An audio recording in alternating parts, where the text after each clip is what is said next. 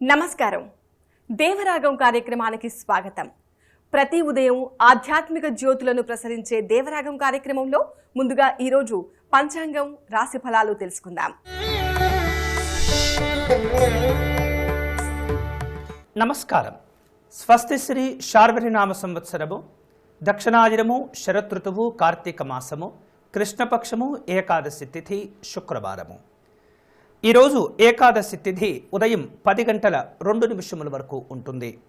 నక్షత్రం చిత్త ఉదయం 8 గంటల 46 నిమిషముల వరకు ఉండి అనంతరం స్వాతి నక్షత్రం ప్రారంభమయ్యి ఈరోజు రాత్రి తెల్లవారుజామున 6 గంటల 29 నిమిషముల వరకు ఉంటుంది. ఇక ఈరోజు ఉన్నటువంటి అమృత ఘడియలు రాత్రి 10 గంటల 31 నిమిషము నుండి 11 గంటల 58 నిమిషముల వరకు ఉంటాయి. వర్జ్యం ఈరోజు మధ్యాహ్నం 1 గంట 50 నిమిషముల నుండి 3 గంటల 17 నిమిషముల వరకు ఉంటుంది. దుర్ముహూర్త కాలము ఉదయం 8 గంటల 52 నిమిషముల నుండి 9 గంటల 35 నిమిషముల వరకు, తిరిగి మధ్యాహ్నం 12 గంటల 31 నిమిషం నుండి 1 గంట 15 నిమిషముల వరకు ఉంటుంది. రాహుకాలము ఈరోజు ఉదయం 10 గంటల 30 నిమిషముల నుండి 12 గంటల వరకు ఉంటుంది. ఈరోజు కార్తీక బహుళ ఏకాదశి తిథి. ఈ ఏకాదశిని ఉత్పన్న ఏకాదశి తిథి అంటుంటాం. ఈరోజు విష్ణుమూర్తి పూజ, ఉపవాసం శుభ ఫలితాలను కలుగచేస్తుంది. ఇప్పుడు ఈనాటి రాశి ఫలాలు తెలుసుకుందాం.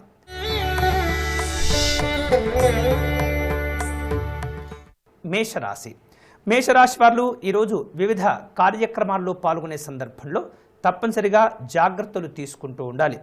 ఆర్థిక సంబంధమైనటువంటి ప్రయోజనాలను పొందగలుగుతూ ఉంటారు. మహాకాళి అమ్మవారి దర్శనం మీకు మేలు చేస్తుంది. తదుపరి వృషభ రాశి. వృషభ రాశి వారు ఏదైతే కష్టపడినటువంటి కార్యక్రమము లేదా పని ఉంటుందో వాటిల్లో సత్ఫలితాలను సాధించుకోగలుగుతారు. పలు రకాల సంఘపరమైనటువంటి వ్యక్తిగతమైనటువంటి ఇబ్బందులు కూడా తొలగించుకోగలుగుతారు. శివాలయంలో స్వామివారికి రుద్రాభిషేకాన్ని నిర్వహించుకునే ప్రయత్నం చేయండి. తదుపరి మిథున రాశి. మిథున రాశి వారు ఈరోజు చెప్పినటువంటి ఏవైతే కొన్ని రకాల పనులు, బాధ్యతలు అప్పజెప్పినటువంటి కార్యక్రమాలు ఉంటుంటాయో వాటిల్లో ఎప్పటికప్పుడు కూడా తప్పనిసరిగా జాగ్రత్తలు తీసుకుంటూ ఉండాలి. శివాలయంలో స్వామివారికి బిల్వార్చన నిర్వహించుకునే ప్రయత్నం చేయండి. తదుపరి కర్కాటక రాశి. కర్కాటక రాశి వారు ఆర్థికంగా తప్పనిసరిగా జాగ్రత్తలు తీసుకోవాల్సినటువంటి రోజు. వృత్తి, వ్యాపార, ఉద్యోగపరమైనటువంటి అంశాల్లో కొన్ని ఇబ్బందులు కనిపిస్తున్నాయి. కాలభైరవ అష్టకాన్ని పఠనం చేసుకోండి. తదుపరి సింహరాశి. సింహరాశి వారు ఈరోజు సన్నిహితులతో వినోదపరమైనటువంటి కార్యక్రమాల్లో పాల్గొంటుంటారు. అదే సమయంలో ప్రయాణాలు చేసే సందర్భంలో తప్పనిసరిగా జాగ్రత్తలు తీసుకుంటూ ఉండాలి. శివాలయంలో నందీశ్వరిని దర్శనం చేసుకునే ప్రయత్నం చేయండి. తదుపరి కన్యారాశి. కన్యారాశి వాళ్లకు ఈరోజు వేరువేరు రూపాల్లో చిన్న చిన్న ఒత్తిళ్లు కనిపిస్తూ ఉన్నాయి. వ్యవహారికపరమైనటువంటి అంశాల్లో జాగ్రత్తలు తీసుకోవాల్సినటువంటి సమయం. నవగ్రహ స్తోత్రపారాయణం మీకు మేలు చేస్తుంది. తదుపరి తులారాశి. తులారాశి వారు ఈరోజు వేరువేరు కార్యక్రమాల్లో పాల్గొనే సందర్భంలో చిన్న చిన్న పరిచయాలు పెంచుకోవటం, తదనుగుణంగా కొన్ని రకాల ఒప్పందాలు కూడా కుదుర్చుకుంటూ ఉంటారు. శుభప్రదమైనటువంటి అభివృద్ధి కోసం మహాలక్ష్మి ఆరాధన చేసుకోవటం మంచిది. తదుపరి వృశ్చిక రాశి. వృశ్చిక రాశి వారు ఈరోజు చేపట్టినటువంటి పనులన్నీ కూడా సకాలంలో పూర్తి చేసుకోగలుగుతారు. ఆధ్యాత్మిక కార్యక్రమాల్లో పాల్గొంటుంటారు. పేదవారికి తగు రీతిలో సహాయ సహకారాలు అందించటం, అన్నవస్త్రాలు దానం చేసుకోవటం మంచిది. తదుపరి ధనుస్సు రాశి. ధనుస్సు రాశి వారు చేపట్టినటువంటి కార్యక్రమాలు సకాలంలో పూర్తి చేసుకోవటంతో పాటు సత్ఫలితాలను కూడా పొందగలుగుతారు. విలువైనటువంటి వస్తువులను సేకరిస్తారు. నవగ్రహ స్తోత్రపారాయణం చేసుకోవటం, శివాలయంలో అభిషేకం చేసుకోవటం మంచిది. తదుపరి మకర రాశి. మకర రాశి వారు ఈరోజు వేరువేరు రూపాల్లో చేపట్టిన పనులు సకాలంలో పూర్తి అవుతుంటాయి. రావలసినటువంటి బాకీలు కూడా వసూలు చేసుకోగలుగుతారు. జాజి పుష్పాలతో శివార్చన చేసుకోవటం మంచిది. తదుపరి కుంభరాశి. కుంభరాశి వాళ్లకు ఈరోజు ప్రయాణాల్లో తప్పనిసరిగా జాగ్రత్తలు తీసుకోవాలి. చేపట్టినటువంటి పనుల్లో ప్రతిష్టంభన కనిపిస్తుంది. మహాగణపతి దర్శనం, గరిక సమర్పణం శుభప్రదం. తదుపరి మీనరాశి. మీనరాశి వాళ్లకు ఈరోజు వేరువేరు రూపాల్లో కష్టాలు పెరుగుతూ ఉంటాయి. తదనుగుణంగా కొన్ని రకాల శుభ ఫలితాలు కూడా ఉంటూ ఉంటాయి. అయితే వ్యక్తిగత జీవితంలో విలువైనటువంటి వస్తువుల సేకరణ ప్రారంభమవుతుంది. విశేషమైనటువంటి దుర్గా ఆరాధన మీకు మేలు చేస్తుంది. స్వస్తి.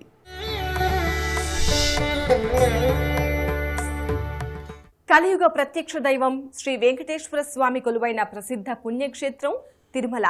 ఆపదమొక్కులవాడిగా, సప్తగిరీశుడిగా, వెంకటాచలపతిగా ఇలా ఏ పేరుతో పిలిచినా పలికే దైవం శ్రీ వెంకటేశ్వర స్వామి. శ్రీనివాసుడు కొలువైన తిరుమల క్షేత్ర భక్తి సమాచారం ఇప్పుడు తెలుసుకుందాం.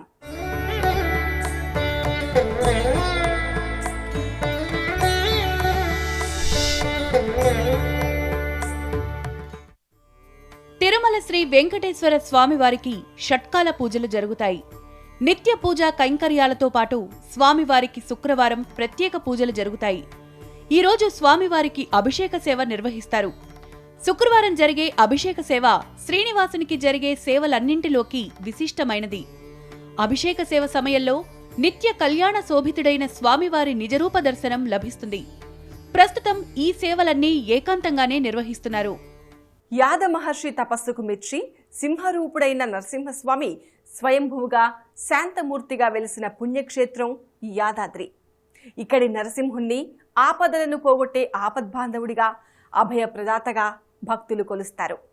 ప్రసిద్ధ యాదాద్రి శ్రీ లక్ష్మీ నరసింహస్వామి వారి ఆలయ సమాచారం మీకోసం.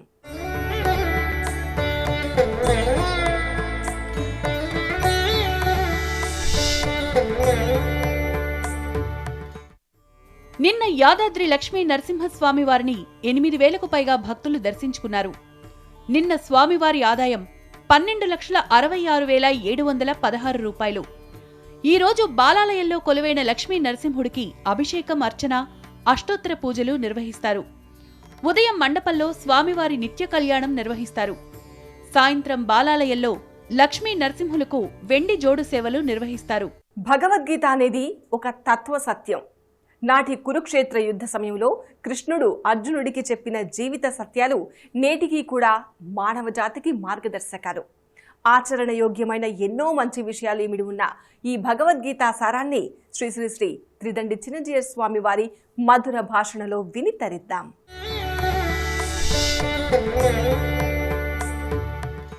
ఆపదామపహర్తారం దాతారం సర్వసంపదాం లోకాభిరామం శ్రీరామం భూయో భూయో నమామ్యహం. ప్రియ భగవద్బంధువులారా, ప్రతి మనిషికి తను చేసేటటువంటి పని మంచిదా కాదా అనే విషయాన్ని ఆయా వ్యక్తి యొక్క మనస్సే చెబుతుంది. ప్రమాణం అంతఃకరణ ప్రవృత్తయః అని, మన అంతఃకరణ ప్రవృత్తులు మనం చేసే ఏ పనైనా ఇది మంచిదా కాదా అనే సూచనని మనకి తప్పకుండా చేస్తాయి. అయితే ఒక్కొక్కసారి ఆ మనసు ఇచ్చినటువంటి సందేశాన్ని, లేదు ఆ మనసు చేసినటువంటి హెచ్చరికని మనం అంగీకరిస్తాం, ఒక్కొక్కసారి అణిచివేస్తాం.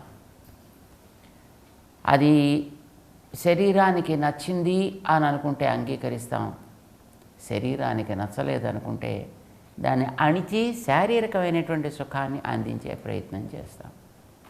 సాధారణంగా ప్రతి మనిషికి శారీరక సుఖాలకే ఎక్కువగా ప్రాధాన్యాన్ని ఇస్తాడు. ప్రతి మనిషి దాన్ని చేస్తాడు. తినే ఆహారాలకి మనం చూసుకుంటే ఏ ఆహారం నాలుకకి నచ్చుతుందో ఆ ఆహారానికే ఎక్కువగా ప్రాధాన్యాన్ని ఇస్తాడు. ఆరోగ్యాన్ని ఏది ఇస్తుందో దానికి ప్రాధాన్యాన్ని ఇవ్వరు. తన రుచికి ఏది అనుకూలమో దానికి తగినటువంటి ప్రాధాన్యాన్ని ఇస్తారు. ఇప్పుడు ఈ రోజుల్లో మనం చూస్తున్నాం, బయట ఎన్నో రకాలైనటువంటి ఆహారాలు బయట చేసేవి ఎలా చేస్తారో తెలియదు, ఎవరు చేస్తారో తెలియదు, ఎప్పుడు చేస్తారో తెలియదు, ఎన్ని రకాల మార్పులు దాంట్లో ఇంతవరకు చోటు చేసుకున్నాయి అనేది కూడా పెద్దగా తెలియదు. కానీ చక్కగా కంటికి ఇంపుగా, నాలుకకి రుచిగా ఉంటే దాన్ని ఆహారంగా స్వీకరించవచ్చును అనే ఒక మనస్తత్వం వచ్చేసింది. ఇదివరకు కంటికి ఇంపుతనం అనేది మనకి అంగీకరించిన వస్తువు యోగ్యమైనదైతే దాన్ని తీసుకోవాలి అనేటటువంటి ఒక శ్రద్ధ ఉండేది. ఇప్పుడు ఆ అయోగ్యతల గురించి అది పట్టించుకునే స్థితి తగ్గిపోయింది అని మనం చెప్పచ్చు. అది రుచిగా ఉండాలి అంతే చాలు. చిన్నపిల్లలైతే ఏదో రకమైనటువంటి స్వీట్స్, కొంచెం పెద్దవాళ్ళైతే రకరకాలైనటువంటి జంక్ ఫుడ్స్, ఇంకా పెద్దవాళ్ళైతే రకరకాలైనటువంటి ఫ్రైస్, ఏదో ఇలాంటివి నాలుకకి నచ్చితే చాలు, వాటిని మనం తీసుకుంటే బాగుంటుందని అనిపిస్తుంది. కానీ అది ఆరోగ్యానికి ఏం చేస్తుంది? నిజానికి అట్లాంటివి బయట నుంచి తీసుకోవడం చేత రకరకాలైనటువంటి క్యాన్సర్స్ వస్తున్నాయి అని డాక్టర్స్ లేదు ఆరోగ్య సంరక్షకులుగా పేరుగాంచినటువంటి మహనీయులందరూ కూడా నెత్తి నోరు కొట్టుకుంటున్నారు. అయ్యో ఇలాంటివన్నీ తినకండాయా, రోగాలు తెచ్చుకోకండాయా అని. కానీ మనం అలాంటి వాటినే సమాజంలో అధికంగా చూస్తున్నాం. అంటే మనిషికి ఆరోగ్యం మీద దృష్టి కంటే తన దేహానికి ఇంద్రియాలకి తృప్తి కలిగించే వాటి వైపే శ్రద్ధ ఎక్కువ తప్ప మిగతా వాటి మీద కాదు అనేది మనకి స్పష్టమవుతుంది. అట్లానే పైకి కనిపించేటటువంటి అందాలు మనిషికి అవసరమే తప్ప ఆ లోపల ఉండాల్సినటువంటి సారం మీద దృష్టి లేదు. ఇది కూడా మనం గమనిస్తున్నాం. ఏదైనా ఒకవేళ అట్లాంటి పని చేసేటప్పుడైనా ఆయా వ్యక్తి యొక్క మనస్సు అతనికి ఒక హెచ్చరికనైతే చేస్తుంది. హై, నువ్వు జాగ్రత్త, తప్పు చేస్తున్నావు, లేదు ఇది మంచిది కాదు, ఇది ఆరోగ్యం కాదు అని హెచ్చరిక అయితే చేస్తుంది. కానీ ఆ హెచ్చరికను మనం ఖాతరు చేస్తామా చేయమా అనేది ఒక పెద్ద సమస్య. సుమారుగా 95% అయితే ఖాతరు చేయం. మిగతా ఏ పాప అమాయకులైనటువంటి వాళ్ళు ఒక 4-5% దాన్ని బహుశా ఖాతరు చేసి దాని ప్రకారం తమని తాము సెట్ చేసుకునేటువంటి ప్రయత్నం చేస్తుంటారేమో మనకు తెలియదు. కానీ ఎప్పుడైనా సరే మనస్సు అనేది చాలా అద్భుతమైనటువంటి పరికరం మనిషికి. అసలు మిగతా జంతువుల గురించి నేను ప్రశ్న లేదు, ఎందుకంటే అవి ఏవి తినచ్చో అవే తింటాయి, ఎంత తినచ్చో అంతే తింటాయి, వాటికి ఎంత అవసరమో అంతే తింటాయి. ఏవో కొన్ని జంతువులు, ఏ కోతులు లాంటివో లేదు మిగతావో కాస్త ఇక్కడ దాచుకుని మళ్ళీ ఇక్కడ దాచుకుని అవసరమైన లోపల తిని ఇలాగ వాటికి ఈ వేళ్లాడుతూ మనకు కనిపిస్తుంటాయి. అలాగా కాస్త ఏమైనా కక్కుర్తి పడతాయేమో, కానీ మిగతా జంతువుల వరకు మనం చూసినట్టయితే మిగతా ప్రాణికోటి వాటి ఆరోగ్య విషయంలో ఏది తగును ఏది తగదు, ఎంత తగును ఎంత అవసరం లేదు, వాటి చక్కటి స్పష్టమైనటువంటి అభిప్రాయం వాటికన్నిటికీ ఉంటుంది. అది ఆచరణలో కూడా కనిపిస్తుంది మనకి.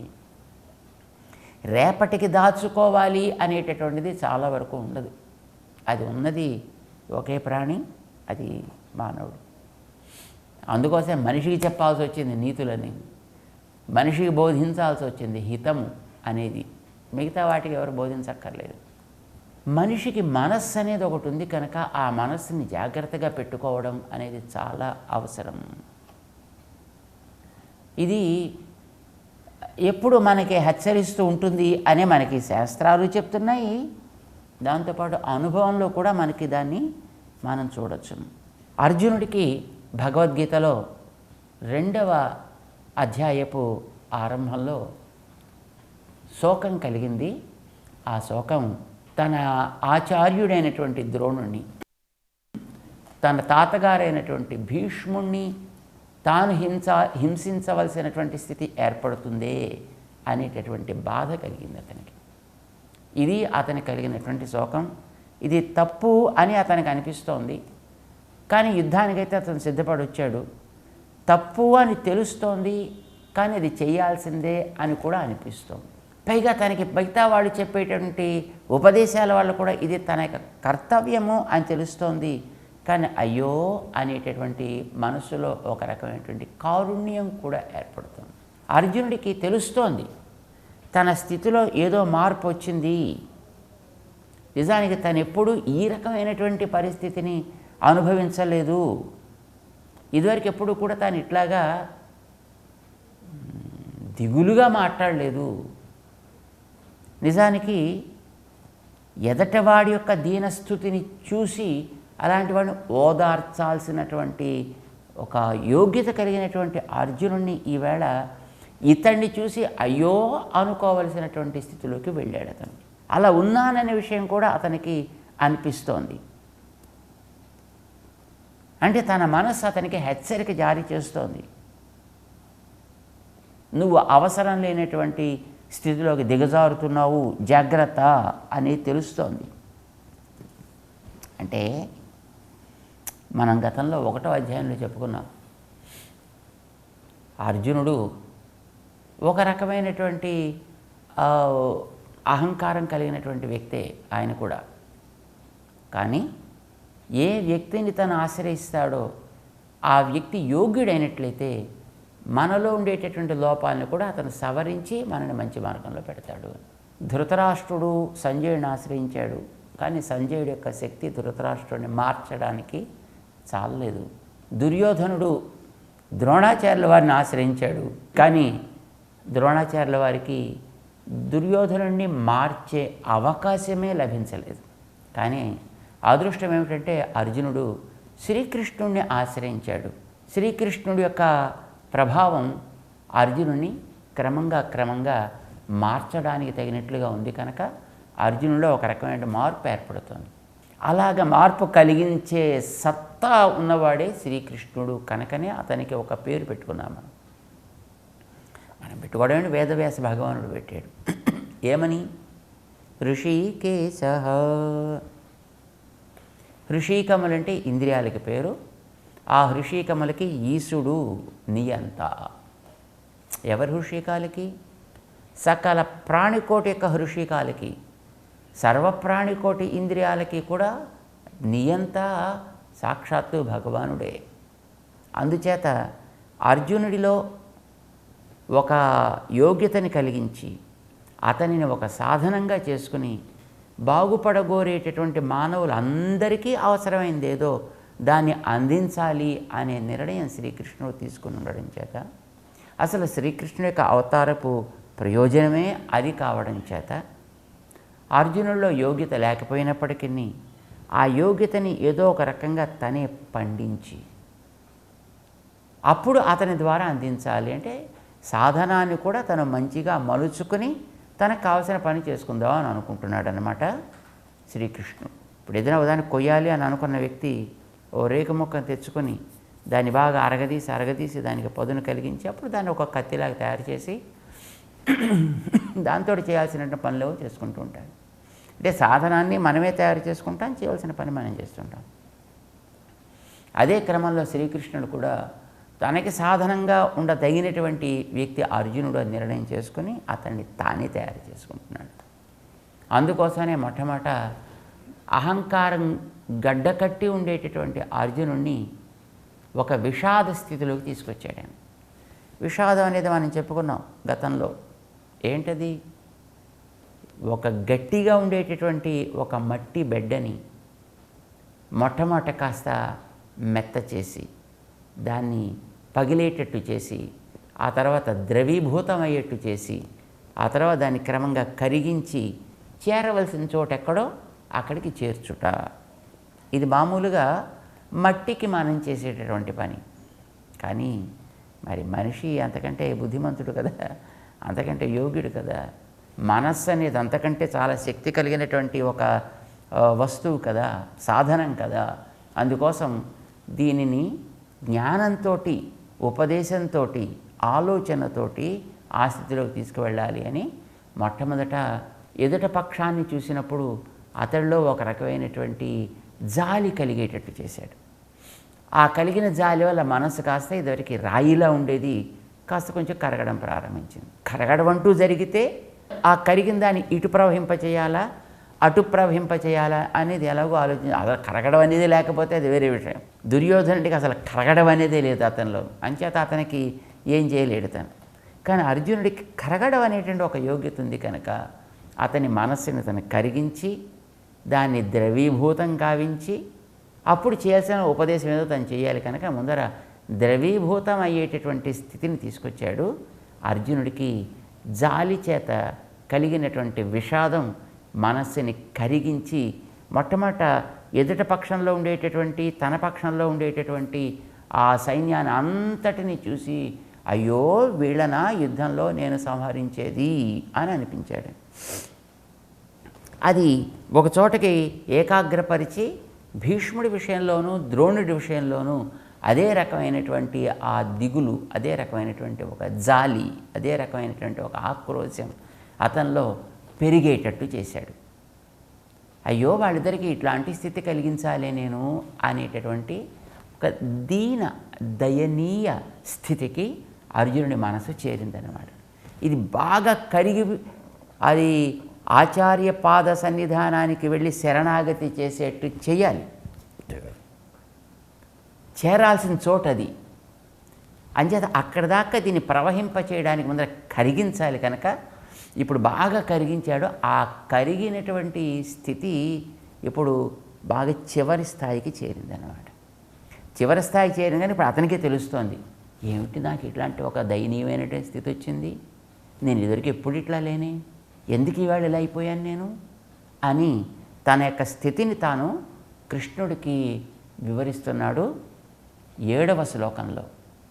కార్పణ్య దోషోపహత స్వభావ పృచ్ఛామి త్వాం ధర్మ సమ్మూఢచేతాః యశ్రేయస్యాన్నిశ్చితం బ్రూహి తన్మే శిష్యస్తేహం శాధి మాం త్వాం ప్రపన్నం. హే కృష్ణ, నేను నీకు శిష్యుణ్ణి, నేను నీకు దాసుణ్ణి, నిన్ను నేను శరణాగతి చేస్తున్నాను. ఏది తగునో, ఏది నాకు హితమో, ఏది నాకు శ్రేయస్సో దాన్ని నువ్వు శాధి, నువ్వు నాకు ఆజ్ఞాపించు అని ఇప్పటికి అడగగలిగాడు ఆయన. ఈ స్థితి రావాలి అనేదే శ్రీకృష్ణుడి యొక్క ప్రయత్నం. దానికోసమే అవన్నీ కూడా తను చూపించాడు. అర్జునుడిలో ఇప్పుడు ఆ రకమైనటువంటి స్థితి వచ్చింది. ఇప్పుడు ఏదైతే శ్రీకృష్ణుడు ఆశిస్తున్నాడో అంటే ఇతని ద్వారా ఏదైనా ఒక మాట రావాలి, నాకు చెప్పు అనేటువంటి ఒక ప్రశ్న రావాలి, జిజ్ఞాస కనిపించాలి. జిజ్ఞాసని శాంతపరచడానికి అప్పుడు తను ఏమైనా చెప్పచ్చు, కానీ జిజ్ఞాస అతనిలో ఉందని తెలియాలి కదా. ఈవేళ ఈ శ్లోకంలో అర్జునుడు తన జిజ్ఞాసని యశ్రేయస్య నిశ్చితం, నాకు ఏది శ్రేయస్సో, నువ్వు ఏది నాకు శ్రేయస్సని అనుకుంటున్నావో దానిని శాధి, నువ్వు నాకు ఆజ్ఞాపించి నా ద్వారా చేయించు అని తన యొక్క సంసిద్ధతని, ఆయనకి అధీనంలో తానున్నాననే సంసిద్ధతని ఆ శ్రీకృష్ణుడి ముందర అర్జునుడు ఆవిష్కరిస్తున్నాడు. ఇందులో కొంచెం మనం గమనించాల్సినటువంటి 2 అద్భుతమైనటువంటి పదాలు ఉన్నాయి అర్జునుడు ప్రయోగించినవి. వాటిని మనం కనుక జాగ్రత్తగా గమనించినట్లయితే అసలు ఈ అర్జునుడికి కృష్ణుడు చేసేటువంటి ఉపదేశం 17 అధ్యాయాల్లో వ్యాపించి ఉండేటువంటి ఉపదేశం ఎందుకు చేశాడో మనకి స్పష్టమవుతుంది. దాన్ని తెలుసుకుంటూ క్రమంగా మనం ముందుకు సాగుదాం. జై శ్రీమన్నారాయణ. ఇది ఇవాల్టి దేవరాగం. నమస్కారం.